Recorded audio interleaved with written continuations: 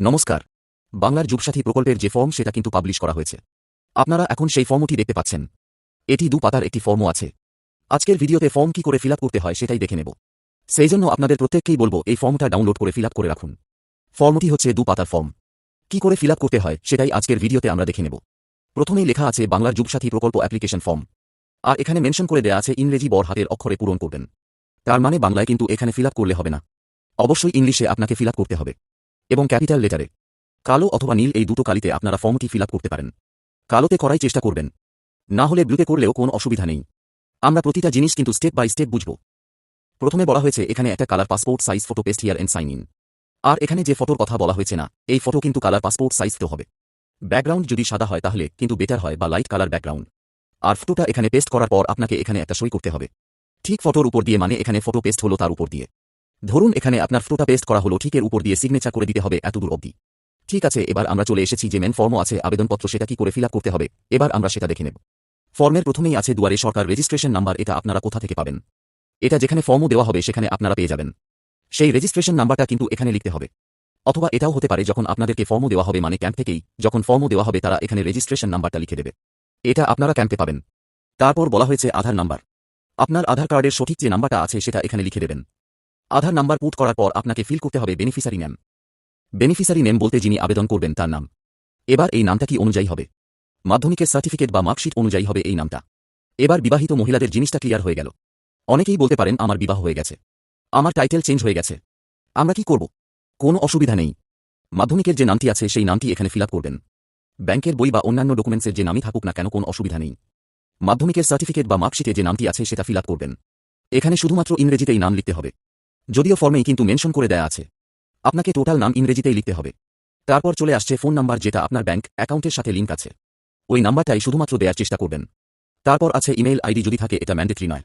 যদি থাকে লিখে দেবেন। যেরকম ইমেইল আইডি হয় সেটাই লিখে দেবেন। যদি এই ঘরগুলোর মধ্যে না ধরে তাহলে একটুখানি এটা বাইরে গেলেও অসুবিধা নেই। তারপর ফিল করতে হবে আপনার জেন্ডার মেল ফিমেল অথবা আদার্স, কারণ আপনারা প্রত্যেকেই জানেন মহিলারাও অ্যাপ্লাই করতে পারবে। যারা লক্ষ্মী ভান্ডার পায় তারা পারবে না, কিন্তু যারা লক্ষ্মী ভান্ডার পাচ্ছে না বা অন্যান্য সুযোগ সুবিধা পাচ্ছে না তারা কিন্তু অ্যাপ্লাই করতে পারবে, আর পুরুষরা তো পারবেই। তারপর বলা হয়েছে ডেট অফ বার্থ। এটাও আপনাদের মাধ্যমিকের সার্টিফিকেট বা মাধ্যমিকের এডমিটে যেটা লেখা আছে সেটা এখানে লিখবেন। এটাও ইংরেজিতে লিখবেন। আপনার বয়স কত হচ্ছে সেটা এখানে কিন্তু ক্যালকুলেট করতে হবে। দেখুন এখানে বলা হয়েছে 1 এপ্রিল 2026 তারিখে বয়স কত হবে সেটা এখানে লিখতে। এবার বয়সটা কি করে ক্যালকুলেট করবেন সেই জন্য এজ ক্যালকুলেটর এর লিঙ্ক ডেসক্রিপশন এ দিয়ে দেবো, ওখান থেকে বয়স বের করবেন। শুধু বছর লিখতে হবে, কারণ এখানে মেনশন করে দেয়াই আছে বছরে। সেক্ষেত্রে শুধু বয়সের বছর লিখলেই হবে। তারপর চলে আসছে পিতার নাম। এখানে আপনার বাবার যে নামটি আছে সেটা ইংরেজিতে লিখবেন। মায়ের নাম ওই একই রকমভাবে ইংরেজিতে লিখে দেবেন। স্পাউস নেম, যদি আপনি বিবাহিত হয়ে থাকেন পুরুষদের ক্ষেত্রে এখানে তার স্ত্রীর নামটা লিখবেন। আর মহিলাদের ক্ষেত্রে যারা লক্ষ্মী ভান্ডার পাচ্ছেন না আবেদন করতে চাইছেন সেক্ষেত্রে তারা স্বামীর নামটা লিখবেন। তারপর বলা হচ্ছে এখানে ক্যাটাগরি। কোন ক্যাটাগরির আপনি? এখানে আছে এসসি, এসটি, ওবিসি আর আছে জেনারেল। এই 4টা ক্যাটাগরি আছে। যিনি এসসি আছেন তিনি এসসি লিখবেন। এসটি থাকলে এসটি লিখবেন। আর অবশ্যই এসসি, এসটি, ওবিসি সিলেক্ট করলে আপনাকে কাস্ট সার্টিফিকেট নাম্বার অ্যাটাচ করতে হবে। জেনারেলদের ক্ষেত্রে কিন্তু কোন রকম কাস্ট সার্টিফিকেট নাম্বার অ্যাটাচ করতে হবে না। তারপর আছে সার্টিফিকেট নাম্বার। এটা হচ্ছে কাস্ট সার্টিফিকেট নাম্বার। আপনি যদি কোনো কাস্ট ক্যাটাগরির অন্তর্ভুক্ত হয়ে থাকেন তাহলে আপনাকে সার্টিফিকেট নাম্বার দিতে হবে। আর যদি আপনি জেনারেল হয়ে থাকেন তাহলে তো এই সার্টিফিকেট নাম্বার কিছু লিখতে হচ্ছে না। তারপর আছে আপনার বৈবাহিক অবস্থা। আপনি বিবাহিত না অবিবাহিত এটা এখানে দিতে হবে। অপশন কি আছে? 4টে। আনম্যারিড মানে হচ্ছে অবিবাহিত। আপনার এখনো বিবাহ হয়নি। তারপর বলা হচ্ছে বিধবা বা বিপত্নিক হয়ে থাকেন, সেক্ষেত্রে এই ঘরটায় টিক মার্ক দেবেন। এখানে টিক মার্ক দেওয়ার জায়গা দিয়েছে। এরপর আসছে কন্ট্যাক্ট ডিটেইল। এখানে দিতে হবে আপনার সম্পূর্ণ ঠিকানা, হাউস বা বাড়ির নাম্বার বা প্রাঙ্গণ নাম্বার। এখানে অনেকেই তাদের গ্রামের নামটা লিখে দিতে পারেন। আর যদি আপনাদের বাড়ির নাম্বার থেকে থাকে, যেমন ভোটের লিস্টে বাড়ির নাম্বার থাকে N04, এরকম একটা বাড়ির নাম্বার এখানে দেবেন। তারপর আছে গ্রাম, শহর অথবা নগরের নাম। তারপরের ঘরে এখানে আপনার গ্রামের নাম বসাতে হবে। তারপর আছে পোস্ট অফিসের নাম। পোস্ট অফিসের নামও গ্রামের নামের মতো লিখে দেবেন। তারপর বলা হয়েছে গ্রাম পঞ্চায়েত বা ওয়ার্ড নাম্বার। গ্রাম পঞ্চায়েতের নামটা এখানে আপনারা লিখে দিলেন। তারপর আছে ব্লক অথবা মিউনিসিপ্যালিটি অথবা কর্পোরেশন নাম্বার। ব্লকের নাম আপনার যেটা আছে সেই নামটা এই পরের ঘরে পুট করে দিলেন। আপনার থানার নাম কি আছে এই একই রকমভাবে গ্রামের মতো পুট করবেন বা লিখে দিতে হবে। তারপর আপনার জেলার নাম। তারপর আপনার পিনকোড যেটা আছে 6 সংখ্যার যে পিনকোড হয় সেই 3 এই টাইপের যে আপনার পিনকোড হয় সেটা এখানে লিখে দেবেন। তারপর স্টেট ওয়েস্ট বেঙ্গল, এটা বাই ডিফল্ট ওয়েস্ট বেঙ্গলই থাকবে। চলে আসছি দ্বিতীয় পাতায়। এখানে কি লিখতে হবে? দেখুন মাধ্যমিক বা সমতুল পরীক্ষার বিবরণ। প্রথমে দিতে হবে আপনার রোল নাম্বার। মাধ্যমিকের যে রোল হয় সেই রোলটা এখানে দেবেন। রোল আর নাম্বার দুটো কিন্তু এখানে আলাদাভাবে দেওয়ার জায়গা আছে। রোল যেমন 6টা সংখ্যা হয়, নাম্বার 4টা সংখ্যা হয়। আর নাম্বার 4টা সংখ্যা হয়, নাম্বারটা পাশের ঘরে বসিয়ে দিলেন। তারপর বর্ষ মানে কত সালে আপনি মাধ্যমিক পাশ করেছেন, কোন বোর্ড থেকে পাশ করেছেন। যদি ওয়েস্ট বেঙ্গল বোর্ড হয় ওয়েস্ট বেঙ্গল সিলেক্ট করবেন। সিবিএসই হলে সিবিএসই, আইসিএসই হলে আইসিএসই যেটা হবে তার পাশে টিক মার্ক দিতে হবে। আর যদি অন্য কোনো বোর্ড হয়ে থাকে সেক্ষেত্রে আদার্স সিলেক্ট করে সেই বোর্ডের নামটা এখানে লিখে দেবেন। যদিও বসানোর জায়গা নেই, যদি দিয়ে দেন তো ভালো হয়। তারপর আছে এডুকেশনাল কোয়ালিফিকেশন হাইয়েস্ট, মানে আপনার শিক্ষাগত যোগ্যতার সর্বোচ্চ কত সেটা এখানে দিতে হবে। যদি গ্র্যাজুয়েশন হয় সেক্ষেত্রে এখানে গ্র্যাজুয়েশন লিখে দিতে পারেন।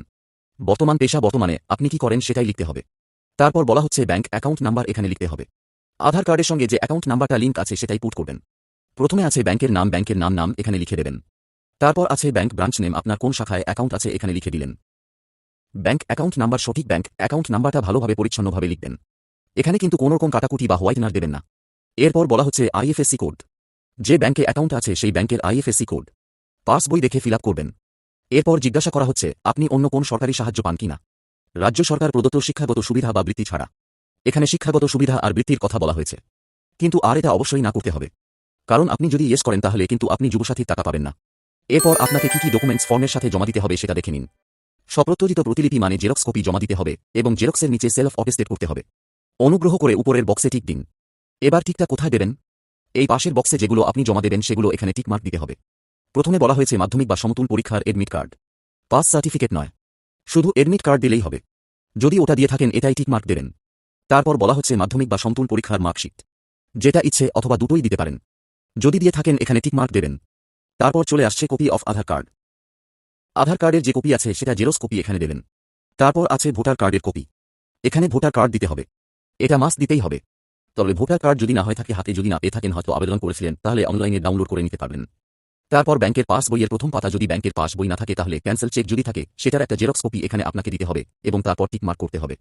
আর হচ্ছে কাস্ট সার্টিফিকেট, যদি আপনি এসসি এসটি বা ওবিসি হয়ে থাকেন আপনার যে কাস্ট সার্টিফিকেট আছে সেটা এখানে দিতে হবে। এরপর নিচে একটা স্বঘোষণাপত্র আছে, এখানে বলা হচ্ছে আমি পশ্চিমবঙ্গের স্থায়ী বাসিন্দা এবং এখানে আপনি স্বীকার করছেন যে একজন বেকার, আমি পশ্চিমবঙ্গ সরকারের কোন সামাজিক নিরাপত্তা প্রকল্প বা ভাতার আওতায় পড়ছি না। শিক্ষাগত বৃত্তি ছাড়া শিক্ষাগত মানে স্কলারশিপ এলে অ্যাপ্লাই করতে পারবেন। আর এর মধ্যে যদি আমি কোন রকম কর্মসংস্থান পাই তাহলে আমি অবশ্যই কর্তৃপক্ষকে জানাবো। মানে ভাতা পেতে পেতে আপনি ধরুন কোন চাকরি পেয়ে গেলেন সেক্ষেত্রে অবশ্যই জানাবেন এবং সেক্ষেত্রে আপনার ভাতাটা তখন ক্লোজ হয়ে যাবে এবং আপনি যেমন চাকরির বেতন পান সেরকম বেতন পাওয়া শুরু হয়ে যাবে। এখানে যদি আপনি কোনো মিথ্যা তথ্য দিয়ে দেন তাহলে কিন্তু আপনার আইন অনুযায়ী ব্যবস্থা নেওয়া হবে। এখানে যদি আপনি কোনো ভুল তথ্য দিয়ে দেন আপনার এগেনস্টে কিন্তু আইনানুগ ব্যবস্থা নেওয়া হবে, এটা কিন্তু মেনশন করা আছে। এখানে আপনার একটা সিগনেচার হবে, সিগনেচারটা ইংরেজিতে করবেন, বাংলায় করলে বাংলায় করবেন, অসুবিধা নেই। এখানে একটা ডেট দেবেন, মানে ফর্ম জমা যেদিন দেবেন সেই দিনের ডেটটা এখানে বসিয়ে দেবেন। এরপর একদম নিচে এখানের এই অংশটাই আপনাকে ফেরত দিয়ে দেওয়া হবে। এখানেও এই একই জিনিস দুয়ারে সরকারের রেজিস্ট্রেশন নাম্বারটা লিখতে হবে, অথবা লেখা হয়ে থাকবে হয়তো তারপরের এখানে ইংরেজিতে লেখা আছে আই দিয়ে আপনার নামটা হবে সন ডটার ওয়াইফ অফ, তারপর আপনার গার্জেনের নাম যিনি আছেন তার নাম হবে।